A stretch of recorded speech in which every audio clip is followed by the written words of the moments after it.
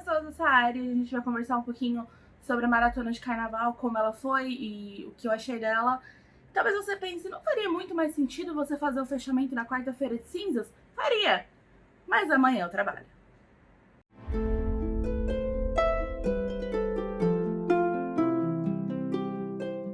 Bom, antes de a gente começar entrando nos contos que eu li, no que eu achei, como foi a experiência, eu queria tirar um tempinho aqui para agradecer todo mundo que baixou, que comentou, que curtiu as postagens dos meus contos esses dias.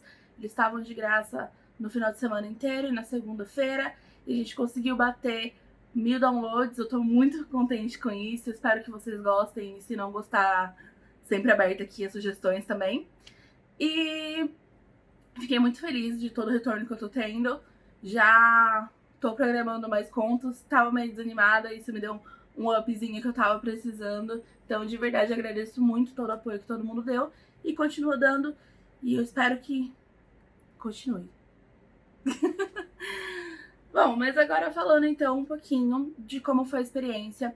Eu comecei a fazer essa maratona de carnaval no ano passado, só que ela foi um pouquinho diferente desse ano. Foram 3 contos também. Só que ano passado eu peguei aleatoriamente na Amazon, não tão aleatoriamente, porque 2 deles eu já conheci o autor, um eu conheci a autora e o outro eu conheci o autor de nome já. Eu resolvi pegar pra dar uma chance, mas esse ano eu resolvi fazer diferente, né? Então eu abri para autores independentes que eu tenho no Instagram, abri num grupo que eu participo no Facebook, porque eu acho que assim a gente consegue chegar em coisas que eu não chegaria normalmente. Então, são coisas com menos visibilidade, que não necessariamente chegar pra mim, principalmente que os 3 têm estilos muito diferentes, e isso foi o que eu mais gostei dos textos que eu escolhi esse ano. Porque no ano passado eles foram muito parecidos, eu tava muito na minha zona de conforto, fui eu que escolhi afinal, mas esse ano não. Como eu aceitei a ordem de chegada, o que veio pra mim são 3 contos extremamente diferentes, mas eles têm as suas similaridades ali. E aí, a primeira coisa que eu queria falar é, todos eles estão na Limited, e então se você tem interesse, corre lá, lê, vou deixar aqui na descrição quais são os 3. Então vão lá, dá uma força, dá uma chance para esses autores também. No sábado eu li Escuridão Sem Fim, da Franciele Oliveira. Ele é um livro introdutório de criação de mundo para uma história que ela vai contar depois. Ela disse que o livro tá para lançar esse ano ainda. Eu achei muito interessante como foi feito, é bem diferente do que a gente tá acostumado, né? O mundo dela tem essas características próprias e os seres humanos eles foram criados pela junção do poder de 3 seres diferentes. E é interessante que o ser humano ele tem um pouquinho de cada um deles. E às vezes o que eles odeiam no ser humano ou o que eles admiram no ser humano é um reflexo da personalidade deles mesmos, né? Então, o ser humano foi criado de um jeito pelos 3 e cada um vê o que quer. Cada um vê de uma forma.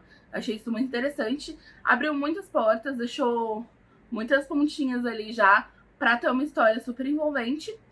E a única coisa que me incomodou, que eu comentei até na resenha, foi o jeito da narração, o jeito que foi feito, foi contado. Mas eu acredito que isso seja por conta de ser um conto. Por conta de ser um conto. Não acho que ela faria isso no livro maior, assim, foram 30 páginas que não teve diálogo, foi só contado. Então o fulano decidiu fazer isso, e quando ele fez, não teve muito show don't tell, teve bastante tell. Mas eu acho que isso entrou na questão de ser um conto que aborda uma passagem de tempo muito grande. Então seria realmente difícil fazer isso de outra forma, ficaria várias cenas picotadinhas. Eu acho que foi isso que a autora quis evitar. Então não acho que seja um problema no livro. O conto do domingo foi do L.F. Sá, se chama O Saqueador e a Engenheira, e eu simplesmente amei esse conto, gente. Todos eles foram bons, mas esse definitivamente foi o meu preferido.